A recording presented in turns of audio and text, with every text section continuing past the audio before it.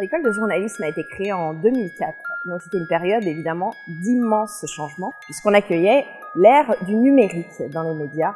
On était peu après l'éclatement de la bulle Internet et les rédactions étaient forcées de revoir complètement leur fonctionnement.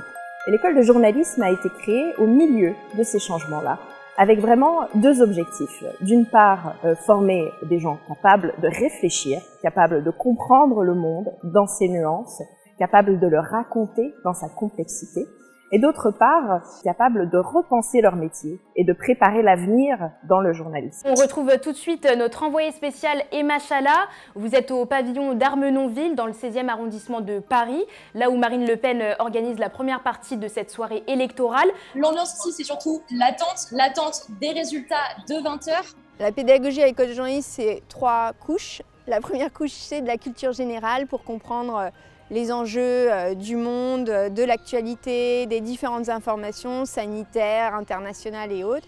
La deuxième couche, c'est une grosse partie pratique. On va apprendre à produire des informations dans des conditions réelles, c'est-à-dire avec des deadlines assez serrés, comme on pourrait être dans une rédaction professionnelle. Et la troisième couche, c'est le sens du collectif. I really try to cover a lot of ground. Oftentimes these are students who haven't got a lot of journalism experience. So it's really about telling them about the basics of reporting, getting out there, getting your story, interviewing sources, what are sources to begin with. Je donne un cours qui s'appelle la station-service, où en fait on envoie les étudiants sur un terrain local pendant un semestre. Donc ça peut être un arrondissement parisien, ça peut être une ville de proche banlieue.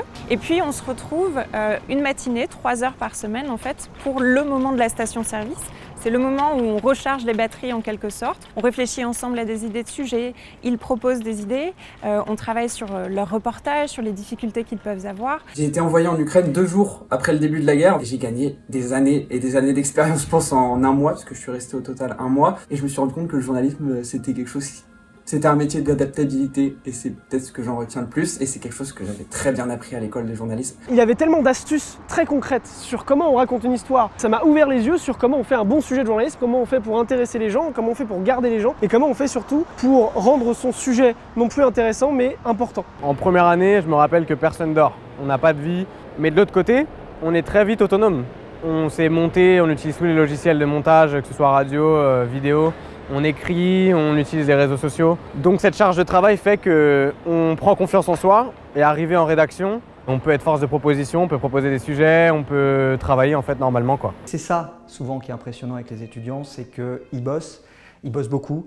Et au final, ils rendent des sujets qu'on aurait envie de voir sur sa propre antenne. À l'école de journalisme de Sciences Po, on a la chance de pouvoir utiliser beaucoup de matériel qui nous permet de faire des projets personnels aussi sur le côté. Donc moi, j'en ai profité. Je me suis rendue notamment au Kurdistan irakien pour faire un reportage dans des camps de réfugiés. Donc ça, c'était évidemment le sujet qui m'a le plus marqué, où j'ai énormément appris sur le terrain. J'ai fait un mois au bureau de Washington de France Télévisions, du coup aux États-Unis. C'était au mois de janvier et pendant ce mois-là, en fait, il y a eu la passation de pouvoir entre Donald Trump et Joe Biden. L'un des projets qui m'a particulièrement marqué, c'était peut-être il y a quelques mois de cela, pour participer en fait à une bourse. On devait envoyer un dossier, c'était la bourse René Payot. Et donc j'ai eu la chance de le gagner, ce qui signifie qu'à partir de la rentrée en septembre, je travaillerai pendant 1 an à la rédaction de RFI comme présentatrice. Je suis arrivé en tant qu'aspirant et je vais ressortir en tant que journaliste professionnel. Donc j'ai vraiment tout appris.